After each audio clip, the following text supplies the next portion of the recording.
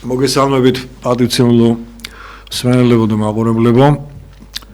კიდევ ერთხელ შევძახებთ ჩვენ ქართველებს, რომ ის არის დიდი ქართველი ერი და ამავე დროს დიდი მსოფლიო ერი. რაც შეეხება დღევანდელ თემას, როგორც ტაქტიკურს, ასევე სტრატეგიულს, რა თქმა უნდა, ძალიან მნიშვნელოვანი იყო ის, რაც მოხდა ჩვენი ახალი პატრიარქის აღსაყდრება და მე მინდოდა ტელევიზიაში მადლობა გადაუხადო იმ პატივცემულ ხალხს, იმ მეუფეებს, რომელმაც ჩვენი ახალ პატრიარქს დაუჭირეს მხარი და კიდევ ერთხელ შევახსენო, რომ იქ სადაც პატრიარქს არ ქონდა ანდერძი, ანუ განსხვავებული აზრი, იქ სადაც 9 წელი თანამოსაყდრე, რადგანაც იყო ხოლმე ისეთი დაეჭვება ამ მოვლენასთან დაკავშირებით, მაგრამ მე ვერ მოახერხე წინა გადაცემებში აღმენიშნა, მაგრამ გავიხსენოთ ახლა მაინც თუ შეიძლება, რომ გიორგი მესამემ თამარი თანამეფედ დანიშნა. იგივე გააკეთა თამარმა ლაშა გიორგისთან მიმართებაში. რა თქმა უნდა, ეს სამოქალაქო მიმართულებით გაკეთდა, მაგრამ თავარი მიზანი, თავარი დანიშნულება ამ უდიდესი პასუხისმგებლობის აქტისა, როგორც წარსულში, ასევე ახლა რაც გადაიდგა მეუფე შიოს სადმი თავის დროზე, რომელიც ახლა ჩვენი პატრიარქია, გახდათ ჩვენი აზრით, არა მარტო ჩემი, არამედ ჩვენ მეგობრების აზრითაც, რომ მას უნდა გამევლინა თავის თავი ისეთ ადამიანად, შეესწავლა მართვის ის ხელოვნება, რომელიც ჩვენ და სამწუხაროდ საქართველოს პატრიარქებს ჭირდებათ, რომ ისინი გახლავენ არა მარტო სულიერი ხელმძღვანელები ჩვენი დაჩაგრული უმწეო ქართული რევლისა, არამედ ხშირად უწევთ მათ მთელი რიგი სამოქალაქო და სახელმწიფო პასუხისმგებლობის აღება და ყველაფერ ამისთვის უზად უნდა ყოფილიყო მეუფე შიო, აწუკვე პატრიარქი. ჩვენ ჩემის მხრიდან კიდევ ერთხელ ულოცავ მას დიდი პატივისცემით, დიდი მოწიწებით და ასევე დიდი იმედებით, რომ ახალი პატრიარქი შიო მესამე გააგრძელებს ჩვენი ძვირფასი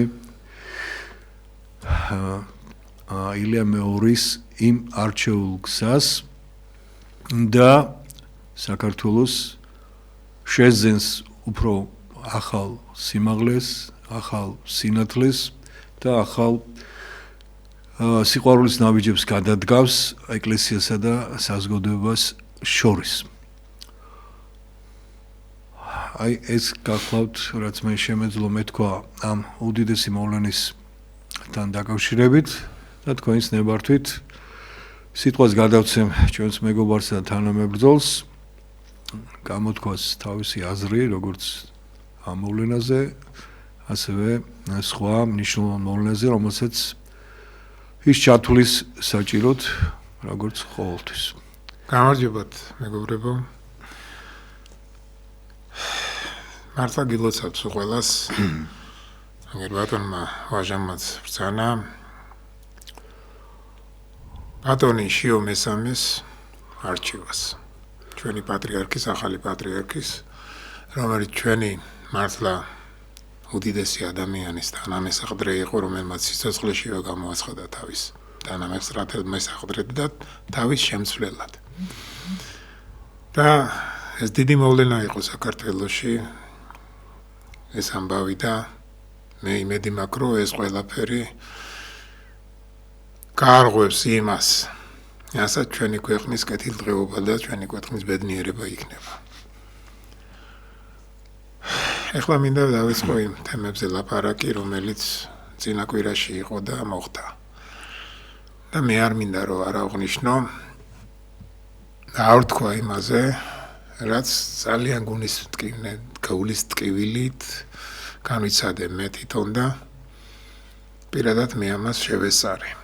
ეხლა რაზე მინდა თქვა, პირდაპირ გეტყვით, შაბათს 9 მაისს ჩვენი ერთი ძალიან ახლობელი ადამიანის გასვენება იყო, ეკლესიაში ვიყავით იქ, გამოასვენეს, მე წამოვედი სახლში და გავიარე გამარჯვების პარკთან, ანუ ვაკის პარკთან. და როგორც ყოველთვის ხოლმე, ყოველ წელიწადს 9 მაისს ჩავდივარ ხოლმე ვაკის პარკში და მე ორი ბაბუა ჩემის, ესე იგი დიდი პაპა ჩემის ორი ძმა არის დაღუპული, რომლებიც დაკარგულები არიან. და იმათი ხსოვნისთვის ყოველთვის ჩავდიოდი და ყვავილებს ვდებდი ხოლმე უცნობი ჯარისკაცის საფლავზე. მოკლედ ჩავედი და ნახე განადგურებული აბსოლუტურად ყველაფერი. ჯერ ვერც კი შეხვიდოდი და ვერც მივახლოვდებოდი ჯარისკაცის საფლავს, რაღაც ზემოთ ტყე უნდა გიარა და მე პატარა რაღაც ადგილი ვნახე, საიდანაც შევძვერი და მივახლოვდი ჯარისკაცის საფლავს. ირგვლივ ყველაფერი გადანგრეული, ვითომ რემონტი კეთდება, მაგრამ ეს რემონტი გრძელდება დაახლოებით 5-6 წელიწადი, იმიტომ რომ ყოველ წელიწადს ესეთი სიტუაცია არის იქ. ეს მე ძალიან კარგად ვიცი, იმიტომ რომ მე ყოველ წელიწადს დავდივარ. მე არ ვიცი რა უნდა ვთქვა რა. ის 300,000 კაცი, რომელიც დაიღუპა, რომელიც 700,000-ზე მეტი კიდე წასული იყო ომში, მათი ხსოვნისთვის მე ერთი ვიცი, რომ აი ესეთი უყურადღებობა და ესეთი უპატივცემულობა არ შეიძლება. იცით რატო არ შეიძლება? იმიტომ არ შეიძლება, რომ ის არის ჩვენი წარსული. ჩვენი გმირი პაპები იყვნენ, ჩვენი გმირი მამები იყვნენ, რომლებმაც სისხლი დაღვარეს, თავი შეწირეს, ზუსტად იმ ევროპას შეწირეს თავი, რომელიც დღესდღეობით ჩვენ რო ვითომ მივისწრაფეთ იქ, მაგრამ მიღება რო არ უნდათ. ზუსტად ამაზე აქვს ლაპარაკი. და იმათ ხსოვნას ჩვენ პატივს არ ვცემთ. და ყველაზე ცუდი აქედან იწყება, რომ თუ შენ არ ეცი პატივი შენ წარსულს, შენ მომავალი არასოდეს არ გექნება. და ზუსტად აქეთკენ მივდივართ ჩვენც, რომ ჩვენ წარსულს ვივიწყებთ, წარსულს პატივს არ ვცემთ, იმ გმირებს პატივს არ ვცემთ, რომლებიც ჩვენი სისხლი, ჩვენი ხორცი იყო, იმიტომ რომ არ არსებობს ოჯახი, საიდანაც ეს ადამიანები არ ყოფილიყვნენ წასულები და ძალიან ბევრი მათგანი კიდე შეეწირა. ჩემთვის ეს მართლა მიუღებელია. მე აგერ ბატონ მერსაც მივმართავ. ეხლა ვიცი რომ იტყვიან რომ იქ აკეთებენ და იქნება ძალიან კარგად. როდემდე 100 კაციც აღარ არის დარჩენილი ის ომში მონაწილეები. 100 კაციც აღარ არის დარჩენილი. ყოველდღიურად მიდიან. ნახე 2-3 კაცი იყო იქ. სკამზე ჩამომჯდრები. არაფერი მივედი, მიულოცე, დაველაპარაკე. ეს იყო რა. მინდოდა ვასვლაო, მაგრამ აღარა მაგცალა რომ იქავიდეო და აკისია შემოყვებილიო. ეს ამას ვიტყვი რა. რა ვიცი თუ ამას გაითვალისწინებთ მომავალში თუ ესე აღარ იქნება, მადლობელი ვიქნები, მაგრამ მე იმედი მაქვს რომ ამას მიხედავთ, მაგრამ იმედი არა მაქვს რომ ამას ყველაფერს ისე გააკეთებთ, როგორც უნდა გააკეთოთ. ეს ერთი. ეხლა კიდე მეთქვა, მინდა აუცილებლად აი იმ ფასებზე, იმ ფასების კომისიაზე, რომელიც აგერ რამოდენიმე თვე თვის განმავლობაში აგერ წოლკიანის კომისია იყო, თავმჯდომარე თვითონ მზადდებოდა, რომლის მელეც მართლა პირდაპირ გეტყვით, რომ აი აბსოლუტურად ის ქალბატონი გაქრა. საერთოდ არსად აღარც ტელევიზორში ჩანს, აღარსაც ჩანს, აღარ საერთოდ არ გამოყავთ საერთოდ არსად. და ილაპარაკეს იმაზე, რომ პრემიერიც გამოვიდა, ილაპარაკო, რომ თურმე ჩვენთან ფასები მაღალია, ეს სანამდე ეს კომისია შეიქმნებოდა, რომ თურმე აგერ 80%-ით მაღალი არის ფასები. და დღეს გამოვიდა, აგერ 2 დღის უკან გამოვიდა და თქვა, რომ თურმე რას ამბობთ, კაცო, იქო, საფრანგეთში 50%-ით მაღალია ფასები ვიდრე ჩვენთან. ვერ გავიგე ეს ხალხი, თქვენ გონიათ, რომ ის რასაც ამბობთ, იმას ივიწყებენ? ან რასაც ეთყვით ის არის მართალი. გამოდის რომ არ ამბობთ მართლეს. გამოდის რომ ტყუილს ამბობთ და თუ ეს ყველაფერი შეიძლებოდა რომ ტყუილი ყოფილიყო და თუ არაფრის გამკეთებლები არ იყავით. საერთოდ ამ საქმეს რატომ მოკიდეთ ხელი? ვინ გაძალებდათ? ვინ გეუნებოდათ, მოდი ეს გავაკეთოთ? ჩვენ ხო კარგად ვიცით, რომ ხალხი ძალიან ცუდ დღეშია. 250,000 ბავშვი არის შიმშილის ზღვარზე. 250,000 ბავშვი. ეს ხო ვიცით ამას ახლა ჩვენ ყოველდღიურად ხედავთ, იმიტომ რომ ჩვენ ვართ ჩვეულებრივი მოკვდავები, არა ვართ შეიძლება ისეთი თანამდებობის ადამიანები და ჩვენ მაგალითად თქვენი ჩაშავებული შუშებიდან არ ვიყურებით.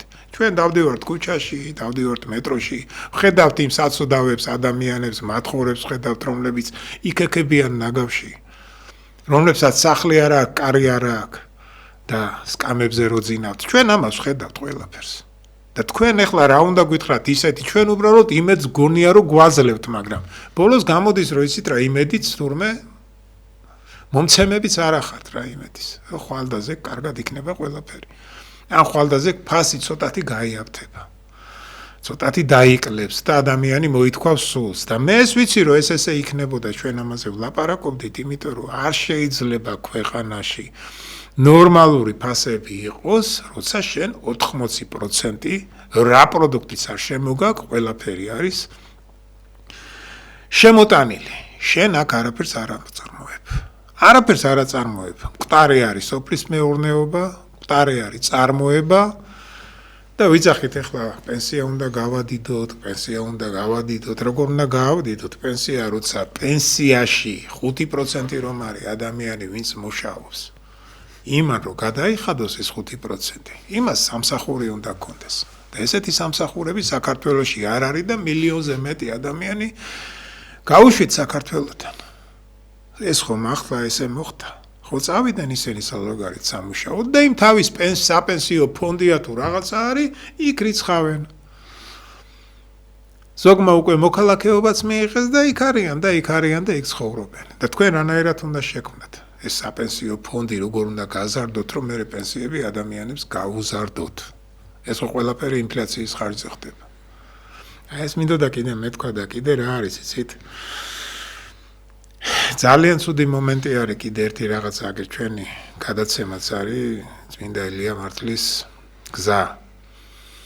და ამ ადამიანს ჰქონდა აი, რაც მთავარი არის რა ჰქონდა, ესეთი დევიზი, სამი სიტყვა ჰქონდა, რომელსაც დღეს ყველა ჩვენთაგანი იმეორებს და თქვენც მე თავრობას მიმართა, თავრობაც ამას იმეორებს, რომ ენა მამულის არწმუნოება. და დღეს რა ხდება ხალხო? აი ამ სამივე სიტყვას, რომელიც ჩვენთვის წმინდა სიტყვებად უნდა ითვლებოდეს, სამივეს ვებრწვით. აი ენაზე მინდა თქვა ხალხო. დღეს შემთხვევით მოხდა ისე, დღეს არა გუშინ საღამოთი ჩავრთე. და ენაზე იყო ლაპარაკი.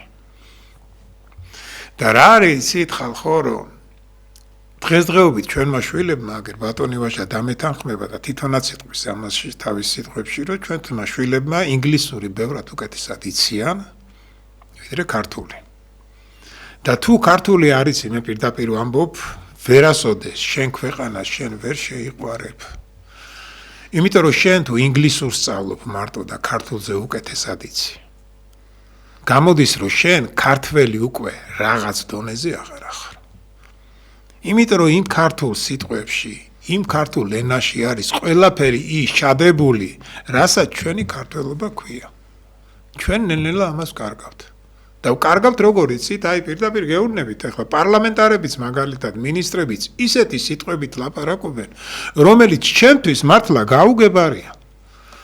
ისეთ რაღაცეებზე მიხსნიან და მე უკვირს ვიღაცას, რომ იცი რა, რატო არ უნდა გესმოდეს, როგორ უნდა მესმოდეს, როცა მე ეს არ მისწავლია, ეს ქართულ სიტყვებში არ წერია, არ არის ესეთი. და ჩვენ რა გავაკეთეთ კიდე? ის ქართული ზუსტად კვლევითი ცენტრები რო იყო, ქართულ ენას მაგალითად თქვენ რა გონიათ ახლა? აი ატვიორტკას რო ეძახით, ატვიორტკას რუსული სიტყვა არის. ატვიორტკა ქართული სიტყვა არ არის და ასხმარობდნენ რა იყო? ენათმეცნიერები იყვნენ, რომელსაც ამას მოუძებნეს შესატყვისი. სიტყვა და ეს არის ისა რა ქვია, სახრახნის. პლასკა გუფციო რუსულად ვიცოდით და ეხლა სულ ყველა მაგას ლაპარაკობს. ვინ ქნავს შესატყვისი მოუძებნეს და ბრტყელტუჩა. ეს იყო და ეს ქართულად ჩვენ ამას სწავლობდით და მე ამას ვიმახსოვრებდით და ის ჩვენი მასწავლებლები ქართული მასწავლებლების გვასწავლიდნენ ყველაფერს ამას და ჩვენ ქართველებად ვიზდებოდით, იმიტომ რომ ყველა სიტყვას ქართული თავისი სინონიმი და სინონიმი და თავისი შესატყვისი ჰქონდა ქართულად. იგივე არის ინგლისურშიც. კი, შემოვიდა ეს კომპიუტერები. მაგრამ რატო უნდა ვიხმაროთ კომპიუტერზე მაგალითად ისეთი რაღაცები, რომელიც ქართულ სიტყვებშიც გვაქვს. მაგალითად ყველაზე მარტივი რაც არის მაუსი არის თაგვი, ხო? რატო შეიძლება რომ თაგვი არ ვთქვათ ქართულად, მაგრამ ჩვენ თუ ეს ვთქვით, რაღაც სასირცხოდ გამოდგება, ესე იგი ისე შემოგხედავენ, შეიძლება ვიღაცამ ვერც კი გაიგოს რაზე გვაქვს ლაპარაკი და დაგწინოს. ზუსტად ამაზეა ლაპარაკი. ეხლა კიდე მინდა თქვა რა, მამული. რას უშვებით ჩვენ მამულს ხალხო?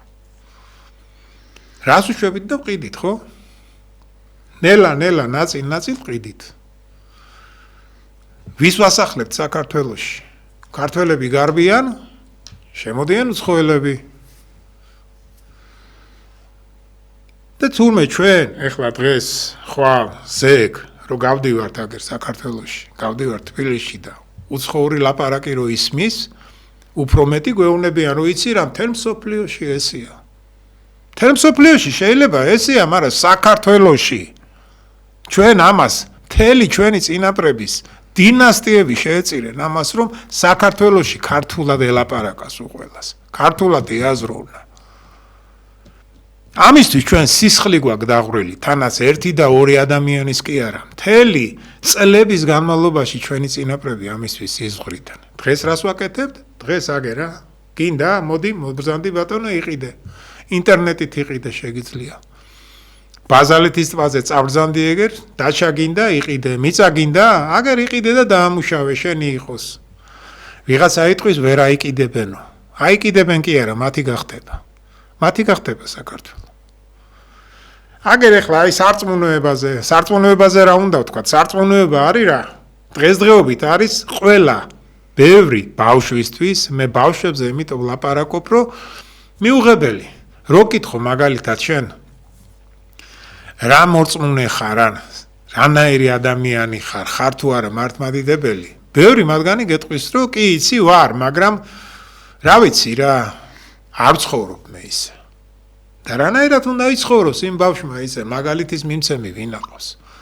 ვინ aqvs? ყავს ადამიანები, რომლებიც არიან მაგალითად მთავრობაში, ზოგი არის მილიონერი, ზოგი არის მილიარდელი და აბსოლუტურად ურწმუნო ადამიანები არიან. საერთოდ არ ცხოვრობენ ისე, როგორც მართლმადიდებელმა ქართველმა უნდა იცხოვროს. რანაირად არის ეს სიცოცხლე, როგორ შეიძლება ეს ცხოვრება იყოს კარგი და ისე, როგორ შეიძლება, როცა მათ სიყვარული ერთმანეთის მიმართ არ გააჩნიათ. როცა ერთმანეთს ლანძღავენ, ერთმანეთზე ლაპარაკობენ ისეთ მიუღებელ სიტყვებს, თანაც ამას პირდაპირ ეთერში ლაპარაკობენ, რომელსაც უყურებს ქართველი პატარა ბავშვი და ხვდება, რომ იცი რა, თურმე ეს თუ ესე ლაპარაკობს, მე შემიძლია ესე ვილაპარაკო. მაგალითის მიმცემი არ აქვს ჩვენ ისეთი ადამიანები, რომლებზეც შეიძლება ადამიანი და ბავშვი გასწორდეს. ავტორიტეტები დავკარგეთ სულ ყველამ. ჩვენი ყველაზე დიდი ავტორიტეტი იყო ჩვენი პატრიარქი. დღესდღეობით პატრიარქიც აღარ აქვს. და ეს არის ზუსტად ყველაფერი ეს მოიტანა იმან, რომ ჩვენ აი ეს სამი სიტყვა, ეს სამი დანაბარები, ენა, მამული, სარწმუნოება თითქმის დაკარგული გვაქვს, უბრალოდ ვიყენებთ ხოლმე როცა დაგვჭირდება. და ის შესრულება, აი ზუსტად რაც არის ამ სიტყვაში ჩადებული, ეს არის ზუსტად ის, რომ ენა, მამული, სარწმუნოება აერთიანებს ქართველს აყალიბებს. აი ეს ჩვენ უარყავით. და დღესდღეობით რაც ხდება ჩვენ თავს, რა უბედურებას ტრიალებს, მე მგონი ვხედავთ ყველა კარგად. და უარესი დატრიალდება, ჩვენ თუ კიდევ ვერ მოვართ ჭკუაზე, ვერ მოვართ აზე და ვერ მივხვდებით, რომ ჩვენ საქმეს ვერავინ ვერ გააკეთებს, ჩვენ თვითონ თუ არ გავაკეთეთ. ჩვენ თუ არ დავდეთ ერთი აგური. ეხლა ამას ჩვენ ლაპარაკობთ, შეიძლება კიდევ ვილაპარაკოთ ხვალდაზე, გამაზე, მაგრამ თავარი რა არის იცით, რომ ადამიანები დააფიქრდეთ. სულ ყველა მე ჩემ თავსაც ვეუბნები. დავფიქრდეთ. და რა არის გამოსავალი ვეძებოთ? არ არის გამოსავალი აქედან წასვლა. გამოსავალი არის ამ ქვეყანაში. უნდა დავფუძნდეთ. და ამ ქვეყანას უნდა მივხედოთ. ეს არის გამოსავალი. და ამ გამოსავალი კიდე ის არის, რომ ჩვენ ერთმანეთს უნდა ხელი ჩავკიდოთ, როგორმე უნდა ერთმანეთს რა ვიცი, ვაპატიოთ რაღაც სოდვები. თუ უპატიებელი სოდვა არა გაქვს ჩადენილი. რაღაცა უნდა, მაგრამ თავარი რა არის, იცით, რომ იმ ადამიანებმა, ვინც რაღაცა სოდვები ჩაიდინეთ ხალხო, უნდა მოინანიოთ რა. და ქართველი ადამიანი, როცა ამას დაინახავს, რომ ვიღაცამ თავისი სოდვა მოინანია, არა და ყველაფერი ვიცით. თქვენც ხო იცით, რომ ყველაფერი ვიცით.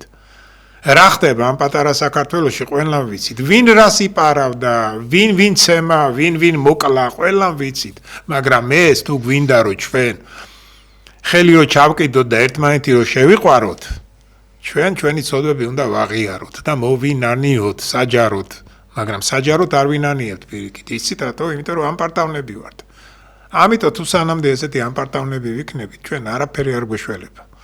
არასოდეს არაფერი არ გვეშველება. თუ არ მოვინანიებთ იმ ცოდვებს, რა ცოდვებით გვაქვს ჩვენ ხალხისა და ერის წინაშე. მე მიმართავს უყველა იმ მთავრობის წევრებს, რომლებიც ბოდიში უნდა მოიხადონ თუ გინდათ ამ ფასების კომისიის შექმნისთვის, ხალხი რო ტყუილა 3 თვის განმავლობაში დააიმედეს და მერე გამოვიდნენ და უნდა თქვან პირდაპირ, უნდა აღიარონ რომ ჩვენ შევცდით. ეს არ უნდა გაგვეკეთებინა, იმიტომ რომ აქ ჩვენ ამას ვერ გავაკეთებდით. და არა ის რომ იცით რა იქ თურმე ამერიკაში და საფრანგეთში თურმე ხორცი უფრო ძვირი ყოფილა ვიდრე ჩვენთან საქართველოში. ესე არ შეიძლება რა. აი ეს მინდოდა ბატონო ვაჟა მეთქვა და მე კიდე რაღაცას ვიტყვი. კარგით, მე ერთ სათხოვარი მაქვს იპოთეკარებზე ადრე კარგი დამოკიდებულება გქონდა თუ დაფიქრდებოდით და თქვენ მოსაზრებას კიდე გავაცოცხლებდით, იმიტომ რომ ძალიან გვიჭირს როგორც ფინანსურად, რა თქმა უნდა, სამშენებლო სექტორიც ხო. კი, მაგალითად არის ბატონო ვაჟა და ერთ-ერთი საკითხი დარჩეს. კი, აი ზუსტად ეხა ბატონო ვაჟამ შემახსენდა და ჩვენ აი ესეთი ჩვენ პატარა გუნდმა რაღაცები ვიფიქრეთ, რაღაცები როგორ შეიძლება ვიღაცების მაგალითად გამოცდილებები ვნახეთ. ეს ყველაფერი წერია რა. ყველაფერი შეიძლება უბრალოდ შენ უნდა გადახედო თუ გინდა გულით რომ გააკეთო რაღაცა კარგი საქმე და მერე უნდა აი ამ საქმის კეთება დაიწყო. არის აგერ გამოცდილება არის იპოთეკარებზე. შეიძლება აი ძალიან ბევრი ადამიანია დღეს გამწარებული. ძალიან ბევრი ადამიანი არის დღეს გამწარებული, იმიტომ რომ ასახლებენ თუ გინდათ აგერ ძალიან ბევრ ადამიანს სახლებიდან, რომლებსაც კრედიტები აქვს გამოტანილი და 80% კრედიტები ვისაც გამოტანილია გაჭირვებული ადამიანია. იმას მეორე სახლი არა აქვს, რო იქ წავიდეს და იცხოვროს. სახელმწიფო რის მაგნისია, პირდაპირ ვიტყვი რა. მე არ ვლაპარაკობ რომ სახელმწიფო ეს გადაწყვიტოს ერთ დღეში, გადაწყვიტოს ერთ წელიწადში. სახელმწიფოს ამის გადაწყვეტა აგერ 14 წელიწადია ოცნება, 9 წელიწადი იყო ნაცები. ხო? ხო იყო ეს. ამ 14 წლის განმავლობაში ოცნებამ ერთი სიტყვა შეაწია ამ ხალხს. შეიძლება ის ადამიანები შესწენ, მაგრამ შენი მოქალაქეები არიან. შენ რო თანამდებობაზე მოხვედი და 15000 რო დაინიშნე ხელფასი ჩემოკარგო, 15000 იმას რო კონდეს ხელფასი. ისიც გადაიხდიდა იმ ფულს. მაგრამ შენ მოხვედი, შენ იმიტომ დაგინიშნეს 15000 რო შენი მხალზე იზრუნო. და რა შეუძლია სახელმწიფოს, რა შეუძლია სახელმწიფომ გასცეს. მე პირდაპირ ვამბობ, ხანდახან ისე მეშლება ხოლმე ნერვები, რომ ჩვენ აგერ ეხლა ჩამოგყავს ვიღაცა ვესტიარი თუ რაღაც მომღერალი, რომელსაც 5 მილიონი უნდა გადაუხადოთ. ბიჭო, არ შეიძლება ამ 5 მილიონად. აი ეს ადამიანები, რომლებსაც დავალიანებები აქვთ სახლებზე. რამდენიმე ოჯახი, რამდენიმე ათეული ოჯახი ხო იქნება, რომ იმ ათეულ ოჯახს გადაუხადოთ თანხა, ოღონდ იმ პირობით, რომ ისინი იმ სახლს ვერც გაყიდიან, ვერც გადასცემენ ვინმეს, ის იქნება სახელმწიფოსი. მანამდე, სანამდე ისინი ამას არ გამოისყიდიან. ოღონდ იმათ შეიძლება იქ ცხოვრება, რა ვიცი, 100 წელიწადი, 200 წელიწადი, სადამდეც უნდათ იცხოვრონ, უბრალოდ ის იქნება სახელმწიფოს ბალანსზე.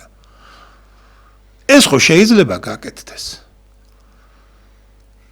ამას არავინ არ აკეთებს და რატო არ აკეთებს ამას ხალხი მე ვერ ხვდები, აი უბრალოდ ვერ ხვდები რა და ესეთი კიდე ძალიან ბევრი რამის მოფიქრება შეიძლება და ეს არის ეს გამოცდილება არის ჩვენთან არ არის მარტო სხვაგან არის ეს გამოცდილებები გაკეთებულია ესეთი სახელმწიფოს ბალანსი არის უბრალოდ იმ ბინას ვერავინ ვერ ეხება ვერც სახელმწიფო ყიდის ვერც ზუსტად ის მაცხოვრებელი ყიდის ის არის მისი უბრალოდ გაყიდვით ის ვერ გაყიდის და თუ მოინდომა გაყიდვა, მაშინ ის ბინა უნდა შეისყიდოს და მერე გაყიდოს. ეს შეიძლება ხო გაკეთება. რამდენი ესეთი ფული გვაქვს ათასობით, მილიონი გვაქვს გადაყრილი, მილიარდები გვაქვს გადაყრილი. ხო შეიძლება რომ ეს გავაკეთოთ, ხალხიც ბედნიერი იქნება. არში კარგი ხარიათ ადამიანი გახარებული. იმედი გაუჩნდება ბატონო გიგა, იმედი რწმენა. რომ მომავალ წელს იმისი ბინა იქნება მაგალითად გამოსყიდული, ოღონდ მომავალ წელს კიდე 2 წლის მერე მისი 12, 13, 14 წელიწადი ამ ხელა ფულებს იხდიან და ბოლოს მაინც აგდებენ სახლიდან. არ ვიცი, აი ეს მომენტი არის გასათვალისწინებელი, მაგრამ მე რაღაცა იმედი არ მაქვს, რომ ამას ვინმე გაითვალისწინებს, იმიტომ რომ ამ საკითხს საერთოდ არავინ არ განიხილავს რა. არც განიხილავს, არც აინტერესებთ, ვერ გამიგია ხალხისთვის ახართ თქვენ მოსულები თუ ევროპისთვის ახართ მოსულები, ევროპარლამენტმა რა გითხრათ, იმისთვის ახართ მოსულები კაცო. აქ არც რუსეთი არის, არც ევროპა არის, არც ამერიკა არის, აქ არის ქართველი ხალხი. ამ ქართველი ხალხისთვის რაღაცა გავაკეთოთ ხალხო. აი მიკვირს რა 40 რა ვიცი 50 მილიონერი კი არის ესე პარლამენტში რა ვიცი მე რანაირად ყველაფერი მაგათ როგორ უნდათ რა ვიღაცა გაჭირვებული მაინც მოხვედრილი იყო ჭკვიანი კაცი რომელიც საქმესაც გააკეთებდა და ხელფასიც ეკნებოდა იმდენი რა თქვენ ხელფას ღებულობ 15000 მაინც ეკნებოდა ხელფასი და თავის ოჯახს მაინც ნორმალურად აცხოვრებდა ესეც არ გინდათ იქაც თქვენ უნდა იყოთ აი ამაზე ვგიჟდები რა მილიონერ კაცს ბიზნესმენს რა უნდა პარლამენტში როცა ბიზნესი აქვს. აი ეს მიდოდა მე თქვა რა. არავინ ჩვენერი დამოკიდებულება ადამიანზე ქართულ მოქალაქეზე სრულნვა, რომელიც რა თქმა უნდა, როგორც თქვენ შენიშნეთ, მეც კი ერთდებით, საკმაოდ მოსუსტებულია ჩვენს ქვეყანაში. შეიძლება რაღაცებს აკეთებენ რაღაცები ხდება სასიკეთო, მაგრამ რა ვიცი, იმის რეკლამირება, გამომზეურება და გამოაშკარავება ნამდვილად არ არის და ხალხი ძალიან უიმედო მდგომარეობაშია. აქედან გამომდინარე, ჩვენ არაერთ გზის მივმართეთ პოლიტიკურ ორგანიზაციებს, საზოგადოებრივ ორგანიზაციებს, საქველმოქმედო ორგანიზაციებს, აურაცხელი ორგანიზაციები ასეთი. და კიდევ ახლა რა კი ჩვენ ყავს ახალი პატრიარქი და ეს სასიკეთო სიცოცხლე დაიწყო ისევ ეკლესიაში განახლდა ჩვენ თხოვდით პატრიარქ შიო მესამეს თუ შეიძლება ცოტა ახალი სისხლის შთაბეროს ისეთ საკითხებს რასაც ქვია უბრალო ადამიანის ცხოვრება ოღონდ შთაბერონ არა მხოლოდ ეკლესიაში არამედ სამწუხაროდ საზოგადოებრივ ცხოვრებასაც ჭირდება დახმარება. ამიტომ ჩვენ შევთავაზეთ რამდენიმე გზის სხვა პროექტი, მე ახლა ისევ კიდევ გაგახსენებთ, თუ რა თქმა უნდა პატრიარქი და მისი გვერდში მდგომი გუნდი ამას ინებებს, მათ უზარმაზარი სულიერი ძალად გააჩნიათ და საზოგადოება მათ უფრო ენდობა, ვიდრე ენდობა, რა თქმა უნდა, ეგრეთ წოდებულ 2 ან 3 წლიან პოლიტიკოსებს, რომლებსაც 1000 გვარი შეცდომები მოздით, კაი საქმესაც შეიძლება აკეთებენ, მაგრამ შეცდომებით მოздით, მაგრამ როცა ხელმძღვანელობ მარადიული ცნებებით, წმინდა ცნებებით, რა თქმა უნდა, იქ შეცდომები ნაკლებია და ჩვენ ვიტყოდით, რომ კიდევ და კიდევ გაგახსენებთ, რომ ხალხო, საქართველო არ არის მხოლოდ საქართველო არის ბურჯი მართლმადიდებლური სარწმუნოებისა კავკასიის გადმოღმა მხარეს და გთხოვთ ყველამ გავიაზროთ როგორც პიროვნებებმა ასევე სხვადასხვა საზოგადოებებმა ეს ამ ბურჯის არსებობა თქვენ კარგად გახსოვთ ბზეჟინსკის განაცხადი როცა საბჭოთა კავშირი დაინგრა ჩვენი ამოცანა ახლა საბჭოთა კავშირის დანგრევის მერე გახლავთ მართლმადიდებლობის განადგურებაო. მე არ ვიცი ქრისტიანული სამყაროს გარკვეული მიმართულების წარმომადგენელი რატო აცხადებდა ამას რა თქმა უნდა ზოგადად ვიცი მაგრამ სიღრმეში ვერ ჩავალ რადგან ეს უფრო პოლიტიკურ მიმართულებს კურირებდა მაგრამ ჩვენ საზოგადოებრივი მიმართულებით მუშაობთ და ჩემთვის ეს შემაშფოთებელია და დღემდე ძალიან გამყინავად ჩამესმის მე სულშიც სმენაშიც რომ თურმე დასავლეთი მოწადინებული იყო და არის მართლმადიდებლობის განადგურებისათვის. რაც სამწუხაროდ ჩვენ ხედავთ, რომ მართლა განხორციელდა როგორც საქართველოს მაგალითზე, ასე უკრაინის მაგალითზე და რუსეთის მაგალითზე. არადა ჩვენ მართლმადიდებლები ვართ და ხედავთ, რომ ჩვენთვის თუ სხვისთვის არა, მართლმადიდებლობა არის უზენაესი ჭეშმარიტება. მან მოიტანა ის უდიდესი ფასეულობები, რომელიც ემსახურება არა მარტო თვითონ მართლმადიდებელს და მართლმადიდებელ საზოგადოებას თუ სახელმწიფოს, არამედ ემსახურება სოფლიოს, გადახედეთ სოფლიო ისტორიას, ის საშინელებები, რაც ჩაიდინა სხვადასხვა რელიგიის წარმომადგენლებმა, მათ შორის პროტესტანტულმა რელიგიის წარმომადგენლებმაც და რაც ჩაიდინა მართლმადიდებლური სამყაროს წარმომადგენლებმა. ეს არის მინიმალური, ხოლო მათი ჩადენილი არაადამიანური და კაცობრიობის საწინააღმდეგო ნაბიჯები მრავლად იყო და დღესაც მრავლად არის. ახლა შეიძლება მე შემოგვიდაოს და ჩვენც უკვე დიდი ხანია ამ ტელევიზიაშიც და სხვა ტელევიზიებში ვაჟღერებდით იმას, რომ რა თქმა უნდა სამყაროს შემოქმედი უფალია და უფლისთვის არ არსებობს რაიმე განსაკუთრებული რელიგია. არსებობს ერთი სიყვარული და ჩვენ აქედან გამომდინარე რა კი მართლმადიდებლობა სიყვარულის რელიგია გახლავთ და არ ასხოვებს ის რასობრივს, ეთნიკურს, ეროვნულს, არამედ მოგიწოდებს სრულ სიყვარულისკენ. აი ამიტომ ჩვენ გთავაზობთ, რომ და რაკი ჩვენ ქართველები ვართ, მეტნაკლებად მოვალენიც ვართ, რომ ვიზრუნოთ ჩვენ სერზე, მაგრამ რაკი ჩვენ ვართ მართლმადიდებლები, უნდა ვიზრუნოთ საყოველთაო სიყვარულზეც. და ხედავთ, რომ სხვა რელიგიები რატომღაც თავს იკავებენ, ასე როცა საქმეზე მიდგება და ნახეთ რა ცოდვის კალო დაატრიალეს თავის დროზე ეგვიპტეში, სირიაში, ერაყში. ანუ ეს ჩვენთან წარმოუდგენელია, რადგან ეს შეიძლება მოხდეს რაღაც უმსგავსი საზოგადოებრივი ორგანიზაციებიდან და არა სახელმწიფოებრივი ეროვნული მხარდაჭერიდან. ქართველისთვის არაადამიანური საქციელი ეს დაუშვებელი იყო, მართლმადიდებელი ქართველზე საუბარი. დაუშვებელი იყო, არის და იქნება სანამ ის მართლმადიდებელი, ანუ სიყვარულის მსახური იქნება. აქედან გამომდინარე კიდევ ვაგრძელებთ ჩვენ იმ თხოვნას არაერთის გავაჟღერეთ, რომ აი ეს პოლიტიკური ორგანიზაციები, საზოგადოებრივი ორგანიზაციები, საკონომიკო ორგანიზაციები უნდა დააბრძანდნენ ბატონო, კეთილი ვინებოთ, ჩვენ კი ბატონო თუ მიგვიღებთ და ჩვენ სიტყვას შეგაწევთ და შევქმნათ დაახლოებით სულ ცოტა 30 წლიანი პერსპექტივის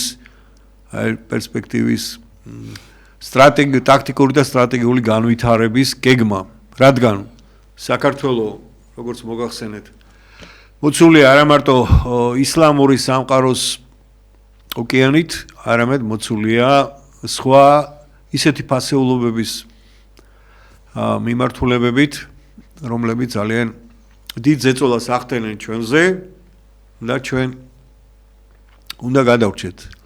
უნდა გადავრჩეთ, მაგრამ ამასაც ხშირად ვაცხადებთ ხოლმე მე და ჩემი მეგობრები, რომ საუბარია მხოლოდ და მხოლოდ ეკონომიურ ნაბიჯებზე და არა იმ სულიერ დაცვასა და ნაბიჯებზე, რომელითაც უნდა გადავარჩინოთ ჩვენი პატარა ერი, როგორ უნდა გავაერთიანოთ ის და როგორ უნდა შევქმნათ მას ელემენტარული საარსებო პირობები, რომელიც სამწუხაროდ 90-იანი წლებიდან მოყოლებული დღემდე საკმაოდ შეზღუდული აქვს და პერსპექტივაშიც ვერ ხედავ ჩვენ იმ ძალას, როგორც რეგიონალურს, ასევე საერთაშორისოს, რომელიც ჩვენს ეროვნულ საკაცობრიო განვითარებას ხელს შეუწყობს. კი არის ცდილობები ევროკავშირთან ურთიერთობის, არის ცდილობები სხვა ნაბიჯების გადადგმისა გაეროსთან, ამერიკის შეერთებულ შტატებთან, მეზობელ დიდ ქვეყნებთან, მაგრამ რეალობაში ჩვენ ხედავთ, რომ ჩვენ თუ არ გვექნება ჩვენი გეგმა ტაქტიკურ სტრატეგიული არანაირად რა თქმა უნდა არ არიან უცხო ძალები დაინტერესებული, როგორც ჩვენ არა ვარ დაინტერესებული, რომ სხვებს სერიოზულად დავეხმაროთ, იმიტომ რომ ამის ძალა არ გაგვაჩნია, ასეთივე პრობლემები გააჩნია მათ შედარებით ნაკლები შეძლების ქვეყნებს და დიდ ქვეყნებს ხომ საერთოდ არ გააჩნიათ. ამიტომ გთავაზობთ კიდევ ერთხელ შევქმნათ 30 წლიანი გეგმა, როგორ უნდა განვითარდეს საქართველოს ეკონომიურად, საზოგადოებრივი სახელმწიფო თვალსაზრისით და როგორ უნდა განვითარდეს სულიერი კულტურის მიმართულებით. ანუ როგორ უნდა იყოს განათლება, მეცნიერება, როგორ უნდა იყოს სარწმუნოებრივი ფასეულობების დაცვა, რათა ჩვენ განვაგრძოთ ის უდიდესი ფასეულობების განვითარება, რომლებიც ჩვენმა წინაპრებმა განმოგცეს. და აქ მე მინდა ერთი პატარა შენიშვნა გავაკეთო, გამოდიან ჩვენი პოლიტოლოგები, ძალიან ცნობილი, თითქმის მთელი საზოგადოება, ქართული საზოგადოება მათ იცნობს და აღნიშნავენ ხოლმე, რომ აი ირანს გააჩნია უდიდესი კულტურა. ხალხო, კი ბატონო, ირანს გააჩნია, მაგრამ იმპერიული კულტურა თანაც. მაგრამ რატომ არ ხდება აქეთ ქართული კულტურის უდიდეს ფესვებისადმი ყურადღება? დაწყებული მტკვარ-არაქსიდან, მერე თრიალეთის კულტურა და შემდგომ კოლხური და იბერიული კულტურის განვითარება. ანუ ჩვენ საზოგადოებას უნერგავთ იმას, რომ აი ირანი არის ძლიერი. კი ბატონო, ირანი ძლიერია. მაშინ იქვე უნდა შევნიშნოთ, რომ ეს მონღოლურ თათრული წარმოშობის ხალხი თურქებს რომ ვეძახი დღეს, ისინი საერთოდ მოსულები არიან ციმბირიდან, გადმოვიდნენ შუა აზიაში, მერე დაიპყრეს სპარსეთი, დაიპყრეს დღევანდელი აზერბაიჯანის ტერიტორია და დაიპყრეს ბიზანტიის ტერიტორია.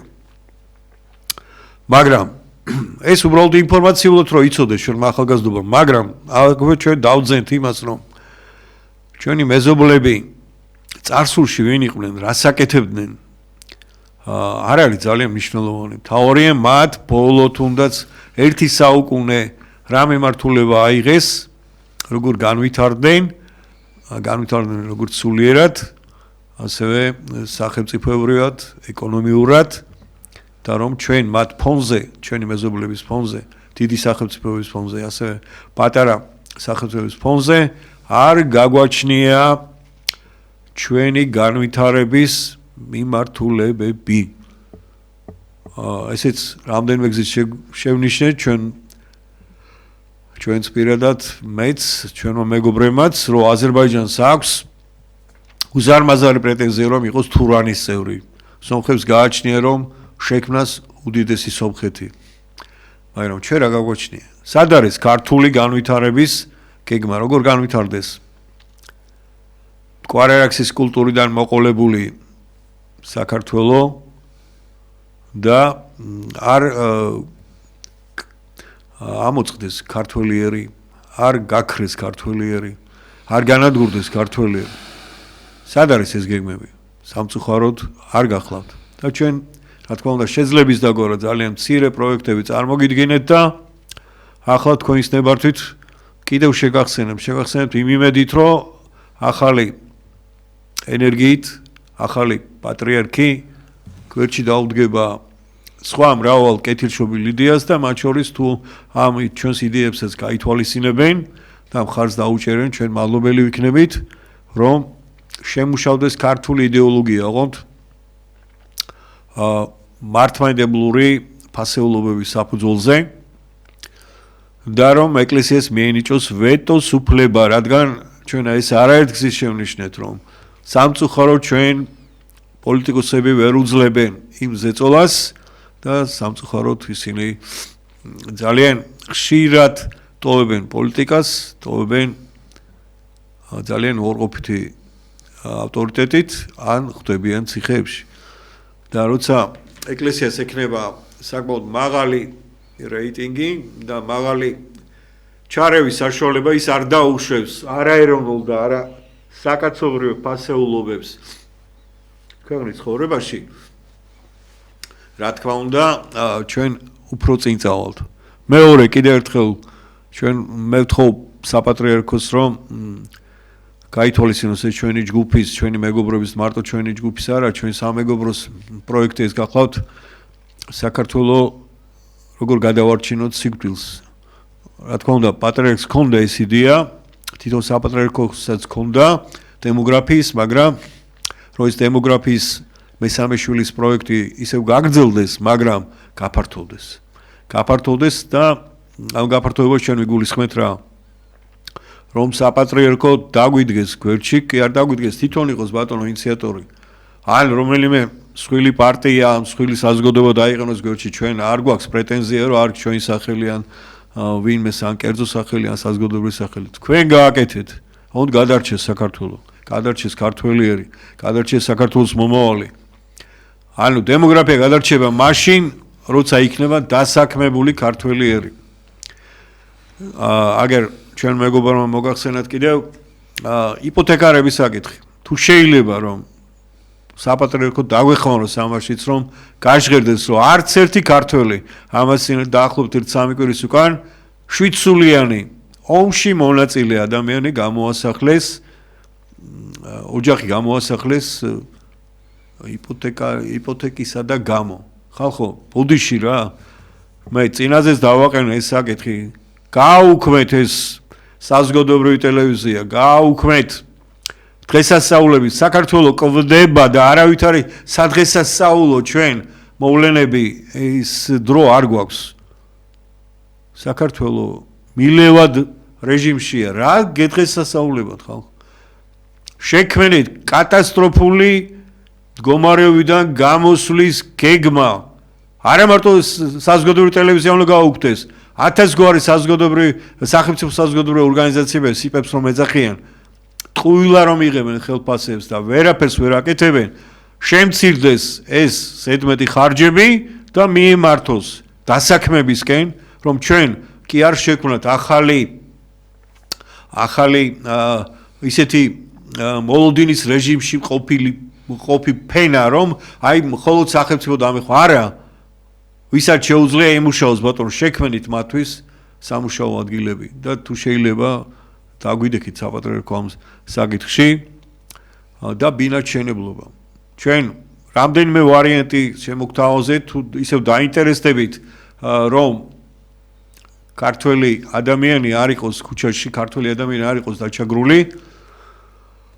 ამის 1000 გვარი პროექტები არსებობს, ჩვენც გვაქვს რამდენიმე ესეთი პროექტი, რომ მინიმალური ხარჯებით დაახლოებით 5 წელიწადს საქართველოში უბინაო ადამიანი არ იქნება. მართალია შეიძლება ეს მაფიოზურ მასონური მშენებლობის ბიზნესი კორექტირება მოხდეს და ესე საშინელ მდგომარეობაში არ იყოს საქართველოს, როგორც დღეს არის ამ მშენებლებისაგან წალეკილი სხვა მაფიოზებისგანაც, მაგრამ ქართველი ადამიანი ამოისუნთქებს, გაძლიერდება და ჩვენი სახელმწიფო აქედან მიიღებს იმ შემოსავალს, რაც უნდა მიიღო გარკვეულად მშენებლობის საქმიანობიდან თუ ზედმეტი მშენებლობის საქმიანობიდან თუ სხვა იმ მიმართულებით, რომელიც ჩვენს ქვეყანას აზიანებს. და ერთი სათხოვარი მაქვს კიდე. სკოლას მივხედოთ, წინაზეც განვაცხადე, რომ 5 წელიწადში საქართველოს სკოლა არ ექნება, ანუ არ ექნება მომავალი. და აქ არის ორი პრობლემა. ჯერ ერთი, მასწავლებლებს კიდევ აიძულებენ, რომ მათ ისინი წაყვნენ გაუქმებულ დიპლომების დამოკიდებულებას. ადამიანს უსწავლია 5 წელი, 6 წელი და მას ეუბნებიან, შენი დიპლომი არაფერი არ არის, რაღაცა კომისიამ მასონური ჯგუფებია განათლების სამინისტროს ჩარჩენილი, ძველი, რომელიც ეუბნება, რომ შენ, რომელმაც ისწავლე 60 დამხმარე დისციპლინა, არა ეს რაღაც ახალი დისციპლინა შევქმნი და ამის გამოსტავნად ჩააბარო. ადამიანს, რომელსაც გააჩნია კლასიკური სოფლიოს აღიარებული განათლება, ეუბნებიან შენ დიპლომი არ არის არაფერი, არამედ არის ეს ჩვენი რაღაც სერტიფიკატს რომ მოგცემთ, ის არის მთავარი. ნერვოზი აქვს მასწავლებლებს, უკვე აღარ შეუძლიათ. შეიძლება დაუსრულებელი გამოცდები, დაუსრულებელი შეურაცხყოფა მათი ცოდნის, მათი დიპლომის და აქედან გამომდინარე, მაშინ თუ ამ გზას გაყვებით ისევ ბატონებო, გაუქმეთ, მაშინ უმაღლეს სასწავლებელი რა საჭიროა? ეს მასწავლებლები, ვინც რეალურად არსებობს, ან ვისაც სრული ექნება, ადგება ბატონო, მოემზადება ისე ჩუმად თავისთვის, რაღაცა 2-3 თვიანი მომზადებით, ჩააბარებს ამ გამოცდებს და გახდება ის წარმატებული მასწავლებელი, რომელიც ამ ჩვენს მასონურ დამოკიდებულ ჯგუფებს უნდა. როგორ შეიძლება, ხალხო? ადამიანი არის ისტორიკოსი და მას ეუბნებიან, რომ შენ არ გაქვს სამოქალაქო განათლების უფლება, რომ ასწავლო სამოქალაქო განათლება. იქ იყო რაღაც პროექტი, რომ თურმე ჩვენი საქართველოს არ შეუძლია ისტორიკოსმა, რომელსაც დაამთავრა უნივერსიტეტი, ისწავლოს 65 დისციპლინა, მას ეუბნებიან ვიღაცეები, რომლებმაც საიდან რა კვალიფიკაცია მიიღეს, რაც უნდა გააჩნიათ და ასე ხდება სხვა საგნებში. თუმცა შენ შეგიძლია პირველიდან მე-6 კლასამდე ასწავლო რაღაც საგანი, მაგრამ მე-6-დან ზევით არა. არა და უნივერსიტეტი გაქვს დამთავრებული. გაქვს კლასიკური განათლება. და ეს მასწავლებლების ჩაგვრა გრძელდება და მასწავლებლებმა უკვე ხელები ჩამოყალიბეს, აღარ შეუძლიათ. იმიტომ ვერ გრძნობენ სახელმწიფოსაგან იმ დახმარებას, იმ ყურადღებას, რომელსაც ეს საკითხი იმსახურებს. აქ არ არის საუბარი, რომ ეროვნული ფასეულობების სკოლიდან გაქრა, რადგან ეს მასწავლებლები უკვე ხედავენ, რომ არაფერს აზრი აღარ აქვს რა, რასაც უბრძანებენ ის სხვა ბნელი ჯგუფები, რომლებიც კვლავ ძლიერად არიან განათლების სისტემაში მოკალათებული, იგივე გაგრძელდება. ძალიან ბოდიშვილი გამიგრძელდა ეს, მაგრამ აი ეს თხოვნა საპატრიარქოსადმი და განათლების ამ საკითხისადმიც ალბათ ჩვენ გავაგრძელებთ ამ თხოვნებს, პროექტებს და თუ გაითვალისწინებენ და ერთს ვიტყოდი მე ძალიან მძიმე მდგომარეობა საქართველოში. მძიმე მდგომარეობა იმ კუთხით, რომ თუ რომელიმე პარტიას უნდა გამარჯვება რომელიც საზოგადოებას, თუ ასეთი პროექტები, შეიძლება ამაზე 1000-ჯერ უკეთეს პროექტი შექმნან, ამ პროექტები და ანუ ხალხზე ზრუნვით არ იქნებიან დაკავებული, ფაქტიურად ისინი ვერაფერს ვერ გაიმარჯვებენ, ან იქნებიან ფიქტიურად გამარჯვებული ხალხი ცალკე, ისინი ცალკე.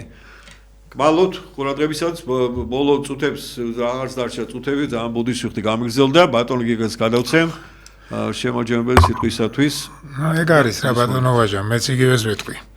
რომ თავარი არის დღევანდელ დღეს ჩვენი აი ის თაობა, რომელიც გვესდება, იმათ მივხედოთ რა.